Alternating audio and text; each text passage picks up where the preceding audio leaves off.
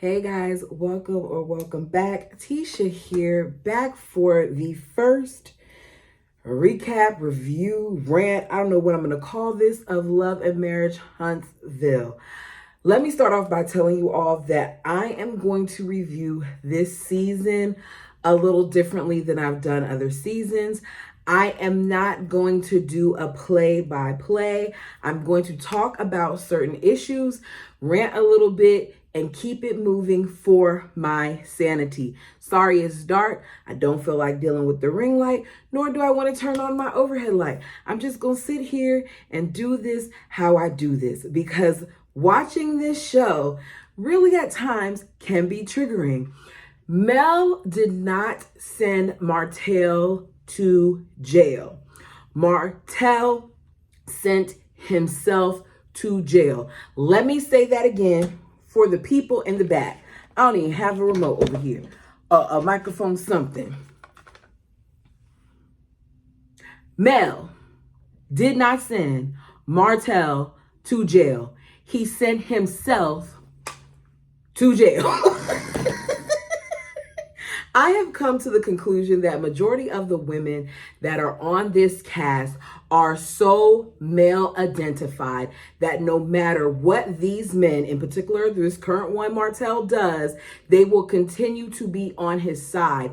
And it bothers me that they see him do this crap over and over and over and over again. And just because you do not like Mel, you feel like you can't call out the crap that you see when you see what he does. If I was Mel, I would stay far away from this show. If you want to be an executive producer and get your executive producer credit, then so be it. But stop allowing these people to play in your face. That man could slap her across the face right in front of them, and they would find some way to still blame her, because that's what they do. Martell's mother is the reason why he is the way that he is, making excuses for his behavior, acting like Mel is the reason why their marriage ended, acting like he made one mistake when he made the same mistake over and over and over and over and over again that resulted in multiple children, one that actually was put on this earth, the other ones that were unalived via A, because, Coleslaw admitted that she had some A's, fill in the blank there. And that is part of the reason why their marriage ended. Her son was cheating for the same amount of time, if not longer, than he was while he was married to Mel. Acting like she doesn't know how her son has tormented this woman. Acting like she doesn't know that he threatened to release revenge pee on her. Come on. These moms are turning their sons into beings like Martell.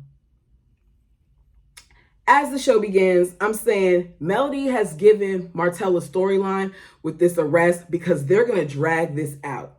And the cast is trash for the way that they continue to coddle and allow Martell to get away with his ish. We start the episode with Mel, and she's outside of her home talking to her newly hired security officers. People may say that she's doing too much, but the way that he's spoken out on lives, the way that he went on Tasha K and said certain things, the way that he doxed her, the way that he has repeatedly put out different things via Ariane and others, she has every right to do whatever she needs to do to protect her home. Her brother is so disturbed by what he saw, what he heard, not being able to get in contact with his sister, that he's popped up on her just to check on her, as a big brother does. So when we see Martell and his mom talking about how she did this and how she sent him to jail, and this text was so long ago, I don't care how long ago the text was. I don't care what he claims the text said. I don't care if she was right or if she was wrong, because there obviously was some weight to whatever it was that she submitted to law enforcement, because if there wasn't, they wouldn't have allowed her to file the charge in the first place. He showed the girl pictures of Mel. Now he wants to act like she just happened to see his phone and look for it or whatever. But so many different stories have been told. You sent some of it to Queen Sheba. You talked about it on the Queen Sheba interview and you told on yourself. Then you try to delete certain things and production wants to show us that one little piece of what you said. When you realized they had it, then you had to say, yeah, I might have showed a picture. But before you couldn't remember what you showed. At least that's what you said on Tasha K. The warrant had been out since August, but he only got arrested because he went in there to get some type of record. Now, we don't know what type of record it was, but he went there to get some type of record and found out that they had a warrant against him. We see him at his mother's place. Looks like a different place than what she's previously in. We know that Martell probably at that time didn't have a place of his own, and that's why they filmed there. We find out that she's the one who came to the police station to pick up the kids because he had the kids in the car when this whole thing. She's talking about who does that? Who does that to the father of their kids? A woman who is being threatened by the father of her kids. I don't care if they had 50 kids. Y'all always try to put the kids in there for convenience. He over there talking about she did that with my kids in the car. It just, my kids had to see it. It wasn't traumatic for your kids. You weren't even handcuffed at that point. The officers were very kind to you. You said it yourself that they were nice to you and that one of the ladies in there said, yeah, your wife did it. So let's not sit here and act like, oh, you were so traumatized like it was your first time going to jail when we know that you're a felon. Allegedly. Or is he a felon? I know that he committed some type of crime that had to do with the ATM. So something went on, okay? This isn't your first offense. Mel fills her brother in on the scheme and how he tried to get somebody else to release that video and act like that was Mel cheating. Martell's mom continues to coddle him and show us why her son is a piece of trash like she is. She talks about how her son was a good husband. The man wasn't a good husband. He had a whole side relationship that produced a whole child. It was not a mistake. This was his life. This was what he did. This is who he is. Because even now, he's still messing with the girl and he doesn't even halfway claim her sometimes. Carlos calls to check in on Mel on FaceTime, as well as talk about the upcoming podcast conversation. He says tickets are sold out. Mel says, thanks for checking on me. I don't feel like Carlos really cared about Mel because if he did, I don't feel like he would still allow Martell to be on the show. He's about the dollar. And I was hoping they showed the clip where Mel says she didn't feel protected by them. But out of all that was said, we get shown some basic stuff that we saw more of online. Anyways, Stormy and Nell. Stormy goes to see Nell. She says she hasn't been talking to anyone, but she fills her in on Kiki running to tell the blog stuff. And she says even though Kiki may have done that, she wants to hear her side of the story because she still wants to see Kiki win. They talk about Martell and him going to jail for a text message. And Nell says she doesn't agree with it. She feels like, it could have been resolved outside of jail. How much more does this man have to do to this woman for them to see that this wasn't a vindictive move? I don't always agree with everything that Mel does, but you're not going to send video clips of myself performing any type of act, pictures of myself in a compromising position, and think that I'm not going to make sure that I protect myself when you've already shown me that you won't. They talk about the situation with Destiny and the producer lady, Sunny. It doesn't make sense that these two women are having this conversation. It seems heavily forced. This isn't anything that they would naturally do, especially since neither one of them are that close with Destiny. It would have made more sense for maybe Tisha and, what's the girl name? I can't think of the others, Kimmy to have the conversation rather than them. This very much so gives production. We see Destiny show up at Tisha's to talk because she's back on the show. Are we glad she's back? I don't really care. Now that this producer got with their man. Why are we talking so much about this ex-Moses and this producer when we really never met Moses? Am I missing something here?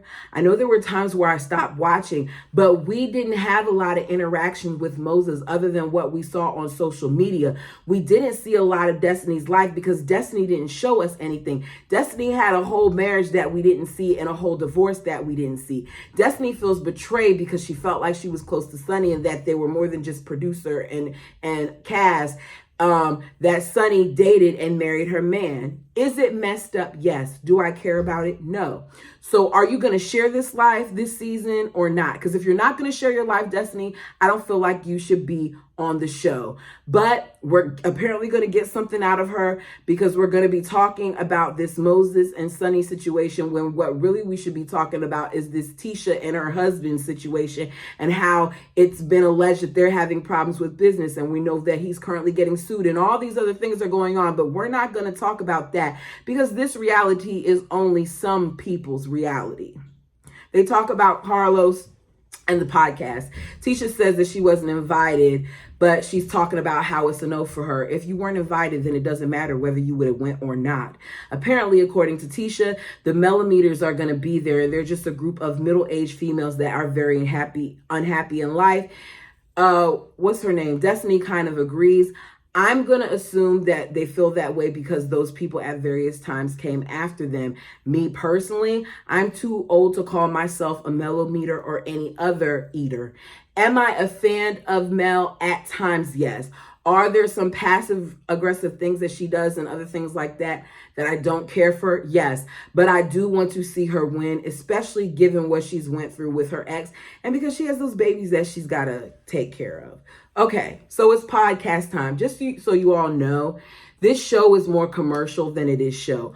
I don't understand why Carlos has so many commercials and why they're so long, but apparently that's the thing. So it's time for the podcast that a lot of us already saw a bunch of clips online, and nothing about this show is a surprise to me, with the exception that those two people came out on stage.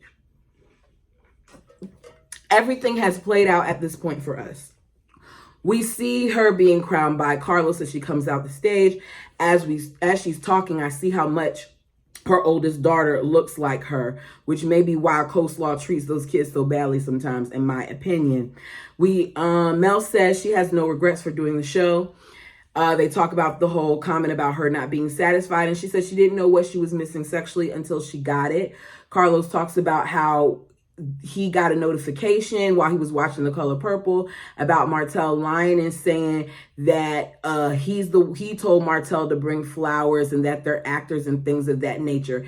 Crazy how of all the things that Martell has done on this show, this is what Carlos finds to be problematic. And that alone shows me that Carlos is a problem. Melody talks about how she saw it, and she also saw how he said, film my real life or don't film me at all.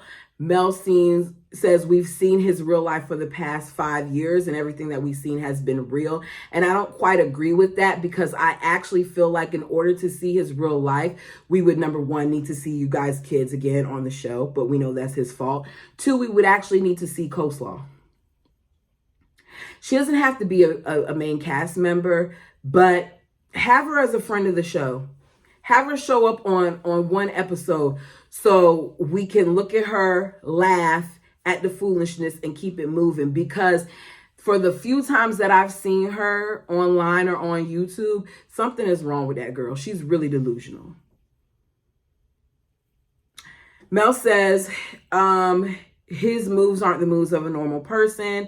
Carlos brings up the arrest. She says she did not want to report what he did, but because of how he keeps poking her, because of the transgressions, because of how unhinged he is, she had to protect herself. She wishes at times that she did not have kids with Martell.